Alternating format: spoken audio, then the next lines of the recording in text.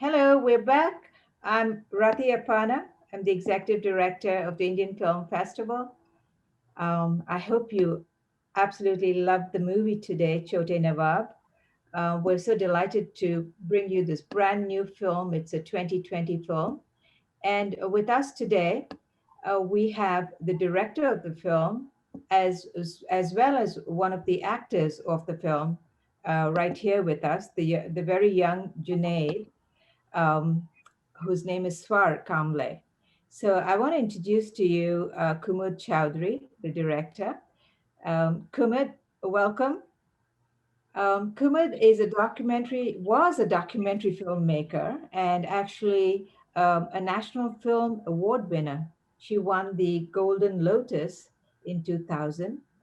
And then as a producer for Ladu, Kumud, I, Kumud won that award for that particular movie. And then she began to turn her sights towards broadcast television and went on to head fiction programming on two prominent general entertainment channels. Now, she has done a lot of scripting work as well, and she scripted the very powerful, evocative, and critically acclaimed Dupe, the film Dupe. It starred the late Om Puri, Revati, Sanjay Suri, Gul Panag. And this was based on a Cargill's martyr story and was received a nomination for Best Story and Dialogue. Um, this movie, Chote Nawab, is her directorial debut, and what a fine job she has done! Absolutely wonderful. And Thank I, you. I thank you for this beautiful film, Kumud. And joining her is the actor through whose eyes the entire film evolves, and that is Swar Kamble. Welcome, Swar. Swar started his, hey, welcome. He started his film career on the silver screen very early. So his first film was Chidiya, and then he went on to work with Saif Ali Khan in the Hindi remake of Chef. And wait a minute, the young boy, the younger brother of Ranveer Singh's Gully Boy was, yes, you guessed it, was Swar Kamble too. So welcome, Swar. It's wonderful to have you here. And interviewing Swar as well as Kumud is our very own Menaka Apana from the Indian Film Festival Cincinnati's team. Welcome, Menaka. It's lovely to have you here as well. And with that, I'm going to have you take off with the interview. Thank you. Don't Thank forget to you. be here Thank tomorrow you. for Anandi Gopal. And I'm sorry, don't forget to be here tomorrow for Anandi Gopal. It's a beautiful, beautiful film in Marathi about the first woman doctor in India. You were saying, Kumud? I said thank you for those warm words. We Oh, enjoyed the film, making the film as much as you enjoyed watching it. Thank you again for having the film on your festival, Rati. thank you. Thank you. And take it from there, Menaka. Bye.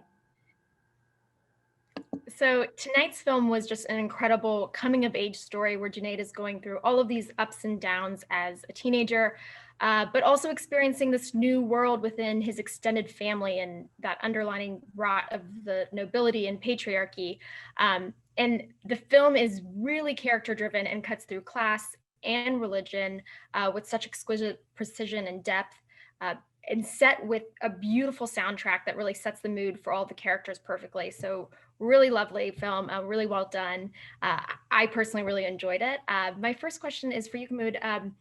This is your directorial debut, as Rati mentioned. What about this story inspired you to go behind the camera? And can you speak a little bit about your process of that transition from writer and producing to director? Thank you so much, Menika. Uh, uh, in fact, you're quite right. The film kind of happened on its own volition to me. So my writer Arshad Jafri comes from Lucknow and that area, and many of the characters are, in the film are drawn from his life. Those were real life characters. Many of these things actually happened to them. We started talking about them. He's my close aide in my fiction programs. We started talking about those characters, and we found that a huge story was, slowly taking form. So that became the talking point. So as a writer producer, I was kind of dabbling with the idea of direction, but it never really hit me full force till this story came to me. That I should really get into the arena with this one. So that's how it took off, a story that was close to my heart, characters that were a little larger than life, contemporary India colliding and, maneuvering the older generation, the Nawabs. I thought that was wonderful. And also I've always believed in telling stories about, uh, the diverse culture of India. This kind Mhm. of just fit into that, that wish of mine. And the studio loved it when I narrated it to them. We started on. So Lovely. yeah, I've been, as you said, I've been with television for a long time, with broadcast industry. Uh, so yeah, dabbled with storytelling on that platform. Wrote quite a few films, Dhoop, as a screenwriter, for which I had numerous nominations, and produced one prior to it. So I was there around the idea of direction, but this film really made me jump into the arena. That's how it happened. Amazing. And on that note, we actually have a comment from the audience. Anita asked or commented that she loved the movie, and she's actually from Lucknow. She loved your shots of Lucknow, and the stories of the Nawabs are legion there, and you capture the Muslim culture so wonderfully. Did you track down any of the Nawabs and in the process? And also, she noted that she loves the ghazals especially. Oh, the ghazals are a total love. No, we did not talk to any Nawabs in particular before we set out to write the story. But yeah, during the Recce period, we came across many families that were once that are from the Nawabi lineage. So yeah, India is replete with stories of how Nawabs were, what they were all about, and in some cases how, I mean, where they are today, kind of thing. We've seen that very prominently in a very old film now. I think it was in the 1980s, The Electric Moon by Pradeep Kishan. I was hugely inspired by that one. Mhm. It was closer in, I mean, captured the time and essence of the post Nawabi period. So it was a huge inspiration coming from there. I did not get to meet any real Nawab, but as I said, Arshad was pretty close to it. It had come from a Semai Nawab family, my writer. So yeah, there's a lot of feedback from him. There's a lot of feedback from friends in Lucknow. There's a lot of feedback from people who've lived that life, or seen it in close quarters. Mhm. Uh, Inspired from all of that, took bits and pieces from all of that while penning the story and the screenplay. The challenge was to really, get through the skin of the characters in how they speak, and how they talk, and how they converse, in the grammar of their day-to-day life. That was a real challenge, and I think we achieved that substantially, if not completely, in the film. Yeah. Um, She also mentioned about the shots of Lucknow, and especially your aerial shots. And I know before we started the chat, you were kind of speaking about the manor being almost a character, and really shooting it from above that way. Can you speak a little bit about that? I think the audience would love that. so we had this huge haveli, which is situated in the middle of farms. Mhm. um, uh, there was not, I mean, it is a couple of nearly an hour away from Raebareli. Raebareli is a couple of hours from Lucknow. um, it was great to identify this particular location. We had been through many others first, from our team situated in Lucknow. And I particularly I had a fixated picture in mind, coming from references from many old films, Garam Hawa, which is, I mean, a really, really old gem. I I knew what I wanted in terms of the location, because it was a given that the location itself would be a huge character in the film. Mhm. You know, this ramshackle Haveli, which has seen better days, much better days. Now, this generation cannot keep up with the upkeep of the Haveli. So it was a given that the Haveli would be a character by itself. And when we stumbled upon this particular location, I mean, it was an absolute delight. So the challenge was to portray it in the largeness of the entire thing. So aerial shots are all about that, the the drone shots, to get the silence that envelops each frame, as the huge haveli and not many people and not much property and stuff like that. So that was a silence that I wanted to capture in the film. um, I think we did it pretty we did pretty fine with that one. Beautifully So done. drone shots, the road shots, were required for the film, and we kind of went all out to get them. The drone shots of the Haveli, with the lovely surrounding of the farms and the greenery, that was that we there was no way we could do without those shots. Mhm. So that is there. Mhm. Uh, and beautifully done, for sure. It definitely came through in the film. My next question is actually for Svar. As a young actor, you conveyed so much depth in your character, and especially through even silence. What was your process, and what were you really thinking of when emoting this character? I'm specifically kind of thinking about the ending scenes when you're facing off with your father. Um, can you speak a little bit about that in your process? To be very honest, since I was a kid, I was in a very comforted environment. So to get out there and get those emotions was a little tricky in the start because obviously I haven't been in such a situation my entire life. Mhm. And it was tough for me to get the emotions right. That is why Kumud ma'am and everybody sat with me. They made me understand every day on set. Used to be like, "Sir, getting it right." Be like, yeah, just don't worry, I'm getting it. I'm getting it. And we used to go forward with it every single day. So I guess it wasn't just a process for me. Everybody out there helped me through it. Like we were one unit and we were working together. That is why we got what we got. And while we were shooting the last scene, I actually imagined my entire world falling apart. So yeah, that is how it went. Well, it came through on film for sure. Is there anything you related to in your character in your real life? Is there anything that you related to with that? That's the fun part about it. I have never lived a life like that. My life was completely different as compared to this. Mhm. But there were some moments that made me feel ki I have been here at one point in time in my life and I could relate to it. So yeah, it was fun because it was a one-time experience. Awesome. Also from the audience, a question. So despite the serious themes, the film maintains a lighter mood. It's not dark. How did you balance the serious themes and light in the movie? I will say that I got very, very lucky with my key writer Arshad Jaffrey and my co-writer Gaurav. So Gaurav comes a bit from that area.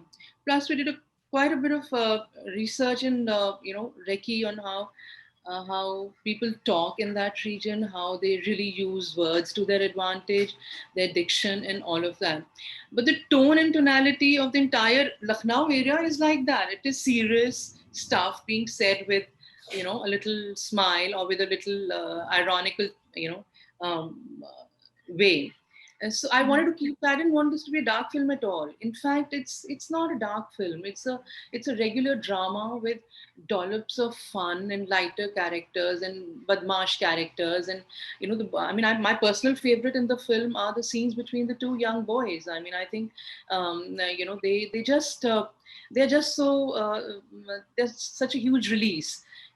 So it was the intention to keep it like that, to have a lot of fun part mixed up with a thin layer of statement on things, how they are on entitlement, on the sense of fake entitlement, on that sense of patriarchy and a very false or forced sense of malehood, which is what the scenes between these two young boys were all about. One trying to teach the other, what malehood exactly is, what manhood is all about.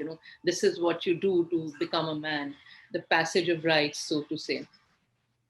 So yeah, that was the intention from day one, uh, and I think it comes in as a bit of a relief to have those scenes or that tonality um, in between the heavier scenes or the heavy drama that we show in the film.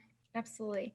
And one comment from our audience is awesome debate, loved the script, and thoroughly enjoyed the roles, beautifully crafted. Yeah, I got very lucky with the casting of the film. We had a pre-production phase of around 6-7 months. The script we'd been working on for a year prior to that, more than a year actually. We had various workshops with the actors who were available were in Bombay mostly, and many of them on Zoom calls and stuff like that. But yeah, I got lucky with each one of them. With Swar, with the Plavita, I was very sure with Swar and Plavita, I was very sure that I wanted this age guys only, actors this age. So Swar fit into this pubescent boy, 13 turning to 14 kind of stuff. And Blabita just looked right for that 18-year-old, the precocious 18-year-old brat who has a mind of her own, and Akshay has that natural swag to play that character. So each one of them, Dadi, Dada, I think the Dada does look like from nobility and had seen better times. And a special mention to Sadia Siddiqui and Ayush Tandon, Swar's, you know, uh, alter ego in the film, kind of. Uh, we found the right casting, luckily. And they've all worked very hard on their script. Swar has been through many workshops because the film was getting delayed a bit, every time. So I think, and he's pretty hardworking. I think he honed his skills during those workshops quite a bit. But he came as pretty near to perfection. He did have that intensity. He did have the eyes to play Junaid. So yeah, happy to have all of them in the film, and extremely proud of each one of them. Yeah, and speaking of kind of your large cast, it was such a character driven story. There were so many, there's so many talented creatives, both from your cast and your crew, that are all shooting on location. Are there any memorable stories either of you have that you can share kind of behind the scenes, either on set or off set, with so many creatives in such tight knit quarters? Swar was having a lot of fun on the set. They were tough times. It was, as I said earlier, it was June and the height of summer time in Raebareli, which can really get on to you. It was a huge haveli right in the middle of nowhere. So yeah, those stories, little stories, and we had a very tight schedule, so nothing could come in the way of getting the required footage per day. Nothing could come in the way of that. So everybody was on a tight leash. And funny stuff happened. People fell ill now and then. A part of the Haveli dropped down. We were putting up skimmers, to save us from this harsh sun to get the shooting going. And a part of the Burj, fell down one day. A couple of us were close to getting hurt. In fact, Plavita did get hurt a little bit in that scene.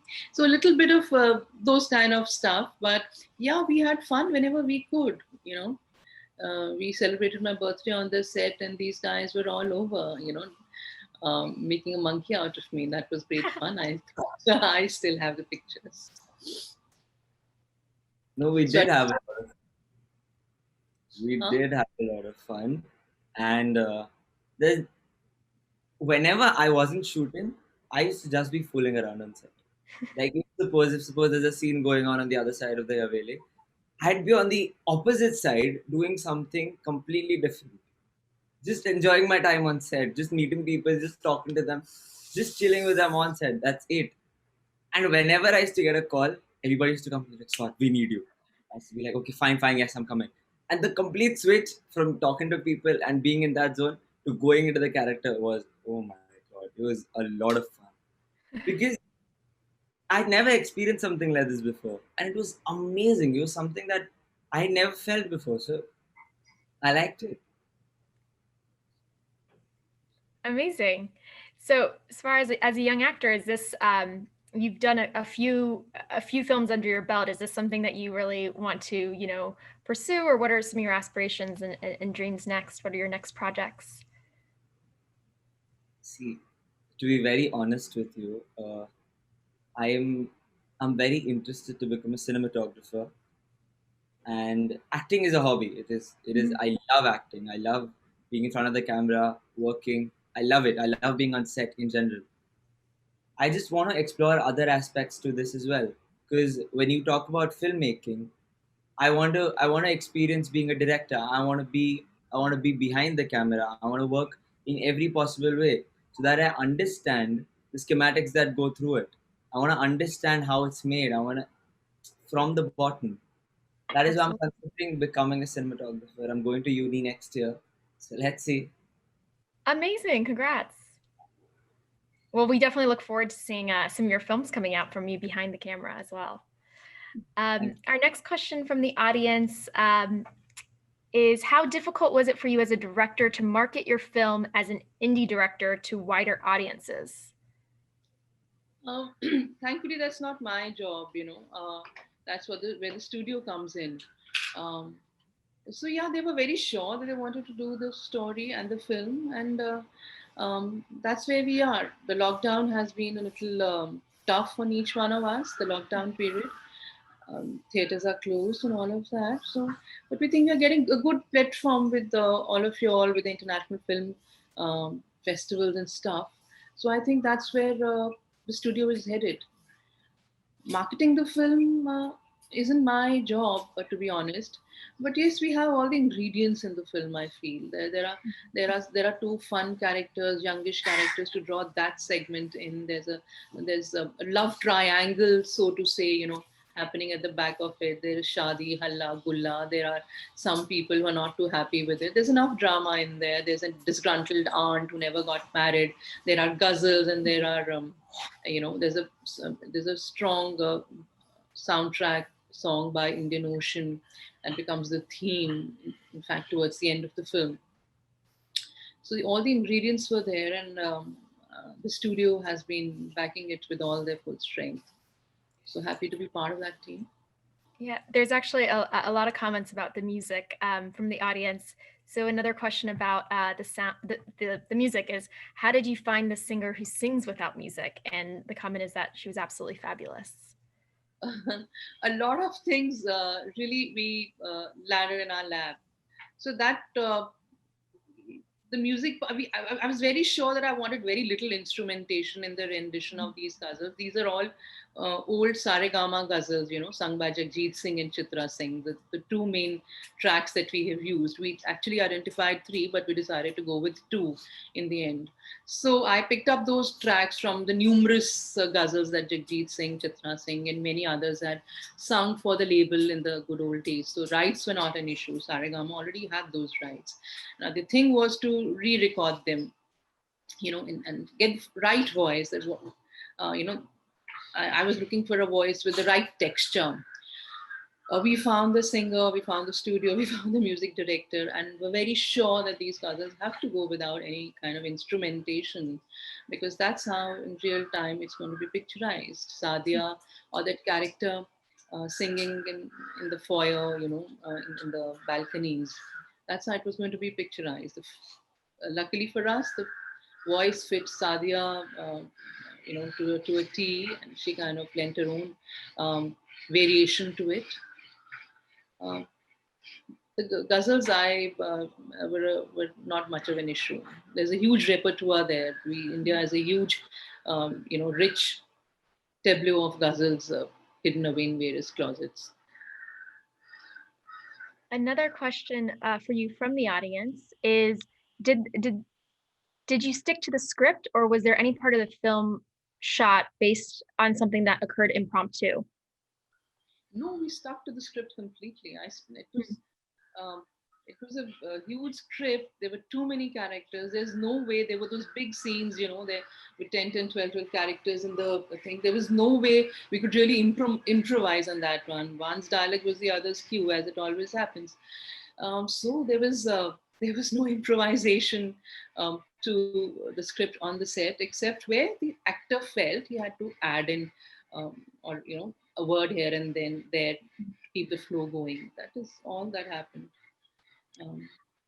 One question I had, I absolutely loved Fazia's character, and this theme of toxic masculinity or the patriarchy is beautifully juxtaposed with her strong will and independence. And I think as a woman, her family kind of views that as a rebellious nature.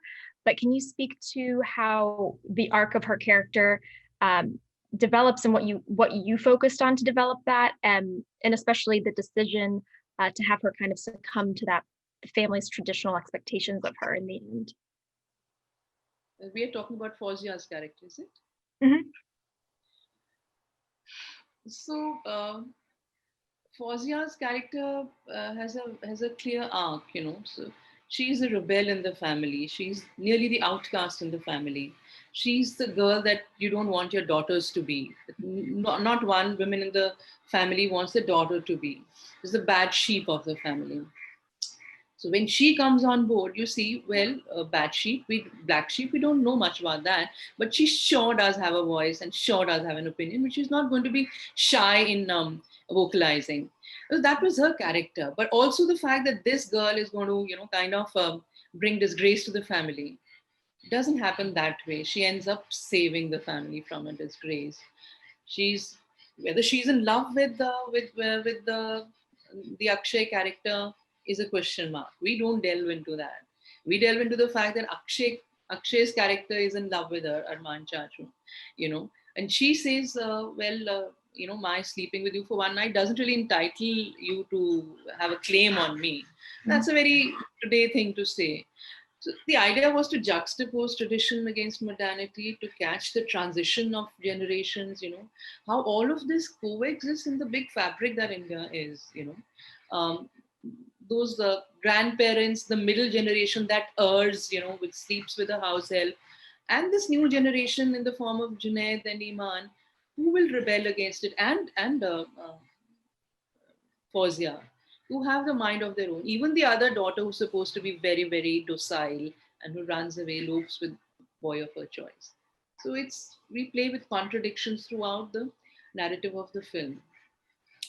Fauzia, as I said, brings this spark to the film, story-wise, and even how it was played by Plavita. There's a spark to the character, and there's a gravitas to it towards the end. We want to know why she actually did what she did, but that's never going to get answered.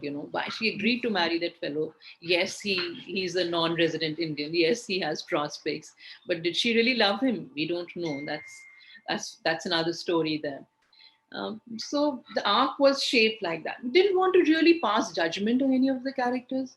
What Fauzia was all about, what Akshay was all about. The film does not judge. The story does not sit on judgment on any of them at all. So here is this family that comes in the beginning of the film, happy, conversing, talking about ambitions, cricket khelte hain, ye karte hain, wo karte hain. And in the end, those 15, 20 days, when this family is going back, it's a different family that goes back. Mm-hmm. And so what's going to happen to this unit once they reach London back? That's the film, It's a discordant family. It's a dysfunctional family that goes back. So questions are left there too. This is what the film, I think, from my point of view, was all about. Yeah, definitely.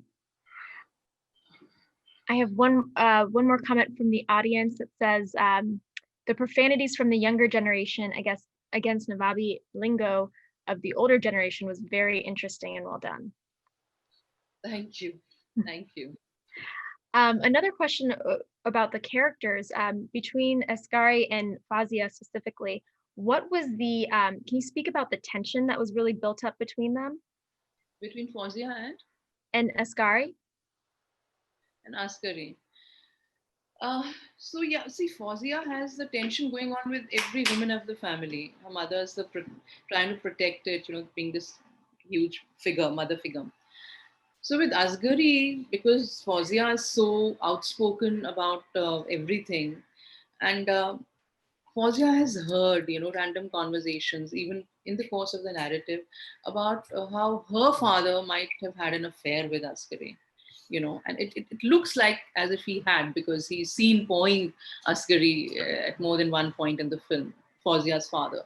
So that's where her entire abomination for Asghari comes through. She hates the sight of him. She thinks it was not one-sided. She's lowered her father, and this is what that com is all about, kind of stuff. Mhm. So there is that underlying tension between her and Asghari throughout the film, which that tension doesn't get resolved. Is I thought the beauty of it also. In the end, she has gone when things start happening. Fawzia has left for her sasural when things really unfold in the family with Asghari. So yeah, she is not part of all that happens after that. So the profanities she hears her way or whatever, I mean, I think are justified. We intended it to be that way. We wanted the other side of the character to come through. What I would really also want to talk about is how each character has a contradiction. Here is Junaid's character, for example. He comes in and to Iman's questions on cigarette पीते हो, he says नहीं, मतलब high school के बाद पीऊंगा, girlfriend है नहीं, high school के बाद करूंगा. So he has a template in mind for later years, when he's going to do a couple of things. What he did not have on that schedule is falling in love with an older cousin, and that is what actually happens. That was not ordained by him, his scheduling of his life, the roadmap. So same way with each character. The pious girl, played with so much love by one of my favorite actresses, who's really the good girl of the family, the girl who can do no wrong, elopes, before her Mhm. marriage. The black sheep of the family saves the family from that honor. The good boy of the family who went abroad and didn't turn back but had majburis ends up as a bit of a villain in the end. The woman who looks very docile when she comes into the family, his wife, played by Kavli, is the one docile looking one, but that's her coming of age too. And she finds a voice and says, no, this is not how it's going to happen.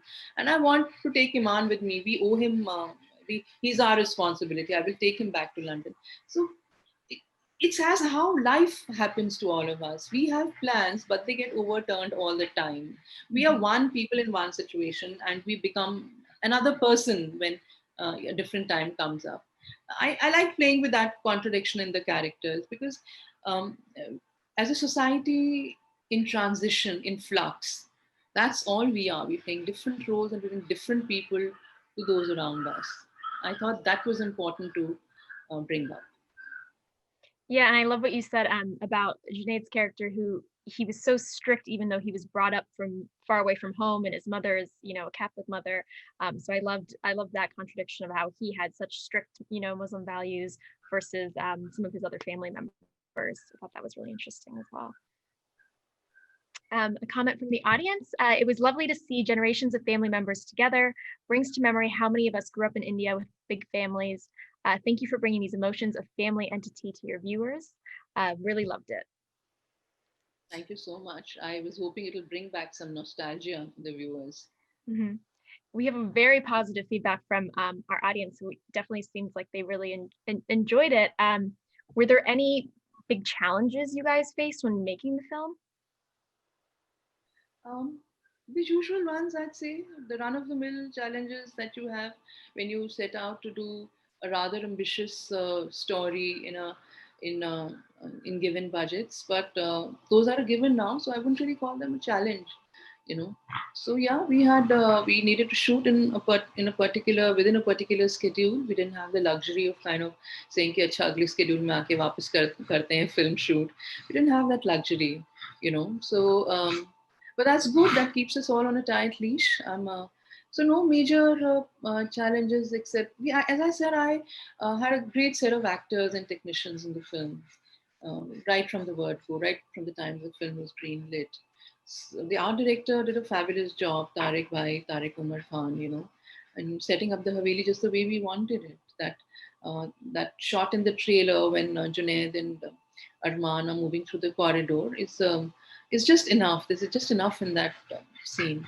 So we managed to get hold of some really correct technicians in the film, and that's been a boon. And Svar, what about from your side? Did you face any, what were some of the biggest challenges you faced? To be very honest, the heat, because it was 40 degrees every day, every single day. And all of us, we just to avoid the heat, we used to just go sit in a corner with the AC on for some time so that we feel a bit good and our skin can breathe. So then we go back, we start shooting, we come back into the room. We're not allowed to go anywhere else because the makeup will come off. So they told us you're supposed to go sit inside and supposed to come out only when we tell you. We were like, but Yes. it was fun. At the end of the day, it was fun. You can't call it a challenge because it was a different experience altogether. So, yeah. And I think we have time for one more question from the audience. The question is, what about the subplot of Afzal killing Afskari's husband? Is there anything you can expand on in that? What about that? I mean, as he clarifies to his wife in not so many words, um, it was an accident of sorts, but the fact that he did have an affair with the wife, and was found out a bit. So you really can't tell whether it was a last minute act of, revenge or stronger emotions. But it does seem momentary to the audience. It does play out as something that happened in the heat of the moment. But yeah, that is one part of his life, Afsar's life, that I'm sure he's not been very proud of. That's the reason he has not returned to India all these 15 years. He wouldn't know how to face uh, Askari. He wouldn't know how to face up to the rest of the family. He wouldn't know whether to talk about it or what to do. And as we found out when the body is found, which we don't show, that he gets all qualmy about it. So yeah, there's that entire. He carries a lot of baggage with him when he leaves that home for London those 15 years back, and has Junaid in London. So there's a lot of baggage with that character. He found his. He ran away literally from this place after the murder or whatever, and he kind of is able to, you know, not let it be uncovered even at the later stage. So, yeah, but again, as I said, we wanted to play with these contradictions. This man who looks so upright and correct by his son and his, wife all the time, and the son looks up at him as a hero. It's a very comfortable family, NRI family. They've been doing their own thing in London, and here they all come back after 15 years, and things start to unravel. Skeletons stumble out of the cupboard, so to say, to use a cliche. But yeah. But that's the journey. Every character has a uh, whole arc of journey, and this was Afsar's. Beautiful. Do either of you have any upcoming projects or films that you're working on that you can share with us? Well, the lockdown has been productive to some of us and not so productive to others. I've been working on a film. I come from Punjab. The story is based out of those years that I was my coming of age kind of story. Yeah, I've been working on them, but in a very initial stage. So really, nothing to tell about right now. But definitely something that I'm excited about. Good. And what about you, Svar? To be honest, because I have my A2 examinations this year, I have been studying a lot. This 12th grade. And I'm actually rooting to go for uni. I'm thinking I'm getting behind the camera now. I'm going to start working. So yeah, I'm looking forward to that. Amazing. Well, I think our audience was just really taken with this film, myself included.